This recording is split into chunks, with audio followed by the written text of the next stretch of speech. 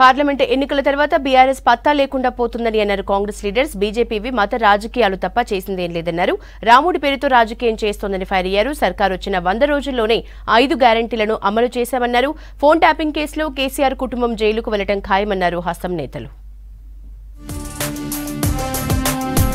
5 రోజుల్లో పసుపు బోర్డు తెప్పిస్తారన్న ఎంపీ అరవింద్ 5 ఏళ్లైనా తీసుకురాలేదన్నారు నిజామాబాద్ కాంగ్రెస్ ఎంపీ అభ్యర్థి జీవన్ రెడ్డి.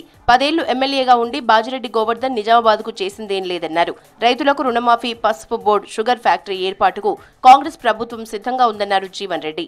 5 రోజులలో ఏది ఇచ్చిందో నేను పసుపు బోర్డు ఏర్పాటు చేస్తాను, పసుపుకు మద్దతు ధర ప్రకటింపజేస్తా అని చెప్పన్నాడు.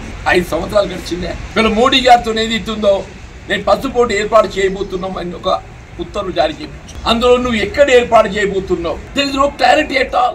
ఫోన్ ట్యాపింగ్ కేసులో కేసీఆర్ కుటుంబం జైలుకు వెళ్లడం ఖాయమన్నారు. ప్రభుత్వ సలహాదారులు షబ్బీర్ అలీ ఫోన్ ట్యాపింగ్ జరుగుతుందని సీఎం రేవంత్ ఎప్పుడో చెప్పారన్నారు. అప్పటి బీఆర్ఎస్ మంత్రుల ఫోన్లను కూడా ట్యాప్ చేశారన్నారు. నాది అన్నారు, మేమే కాదు కొంత మంత్రులు భార్యాభర్తలు మాట్లాడింది కూడా టైప్ చేసుకున్నారు. వాళ్ళ మంత్రులే. అది నేరం. ఆ నేరం కింద కేసీఆర్ కుటుంబ నాయకులు చాలా మంది జైలుకు పోతారని నాకు ఒక నమ్మకం, విశ్వాసం ఉంది. నాకున్న సమాచారం. రాహుల్ గాంధీ ప్రధాని అయితే గోల్డ్ రేట్లు తగ్గిస్తామన్నారు PCC working president Jagga Reddy. Double engine సర్కార్ అంటే అప్పులు డబుల్ చేయటమా అని ప్రశ్నించారు. రాముడి పేరు చెప్పి ప్రజల్ని పరేషాన్ చేస్తున్నారని ఫైర్ అయ్యారు.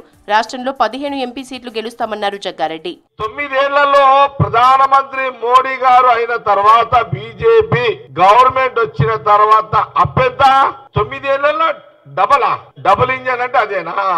రాముడిది శ్రీరాముడిది కోరుకోలే. శ్రీరాముడి పేరు చెప్తారు, పబ్లిక్ ను పరిచయం చేస్తారు. 10 ఏళ్ల బీఆర్ఎస్ బీజేపీ పాలనలో రాష్ట్రానికి, దేశానికి ఒరిగిందేం లేదన్నారు ప్రభుత్వ విప్ వేములవాడ ఎమ్మెల్యే ఆది శ్రీనివాస్. రాజన్న సిరిసిల్ల జిల్లా రుద్రంగి మండల జడ్పీటీసీ గట్ల మీనయ్య, ఇతర పార్టీల నాయకులు ఎమ్మెల్యే సమక్షంలో కాంగ్రెస్ పార్టీలో చేరారు. కండువా కప్పి పార్టీలోకి ఆహ్వానించారు ఆది శ్రీనివాస్.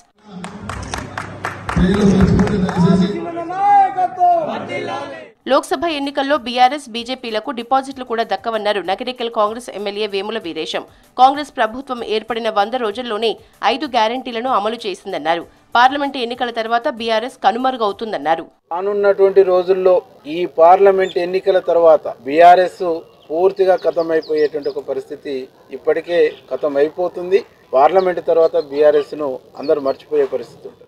మత రాజకీయాలు తప్ప బీజేపీ చేసిందేం లేదన్నారు ఎమ్మెల్సీ బల్మూరి వెంకట్. ఓట్ల కోసమే దేవుళ్ల పేరు మీద పాలిటిక్స్ ప్లే చేస్తున్నారని ఫైర్ అయ్యారు. సూర్యాపేట జిల్లా కేంద్రంలో నల్గొండ పార్లమెంట్ ఎన్నికల సమావేశంలో బల్మూరి పాల్గొన్నారు.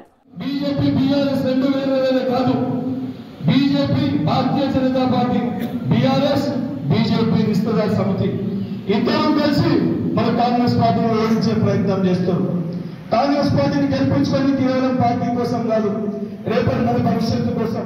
కేంద్ర మంత్రి బీజేపీ స్టేట్ చీఫ్ కిషన్ రెడ్డిపై ఈసీకి కంప్లైంట్ చేశారు పీసీసీ ఉపాధ్యక్షులు నిరంజన్. కాంగ్రెస్ వస్తే జిన్నా రాజ్యాంగం వస్తుందన్న కిషన్ రెడ్డి కామెంట్స్ పై ఎన్నికల కమిషన్ కి ఫిర్యాదు చేశారు. కంప్లైంట్ పై రియాక్ట్ అయిన ఈసీ వికాస్ రాజ్ కిషన్ రెడ్డి వ్యాఖ్యలపై విచారణ జరిపి నివేదిక పంపాలని రంగారెడ్డి జిల్లా కలెక్టర్, జిల్లా ఎన్నికల అధికారిని ఆదేశించారు.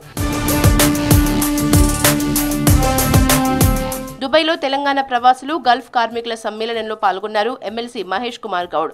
గల్ఫ్ కార్మికుల సమస్యల్ని త్వరలోనే పరిష్కరిస్తామన్నారు. తర్వాత నిజామాబాద్ పార్లమెంటు నియోజకవర్గ పరిధిలోని గల్ఫ్ ప్రవాసులతో సమావేశమయ్యారు. గల్ఫ్లో ఉన్న నిజామాబాద్ ఓటర్లంతా వీలు చూసుకుని కాంగ్రెస్ అభ్యర్థి జీవన్ రెడ్డికి ఓటు వేయాలని రిక్వెస్ట్ చేశారు.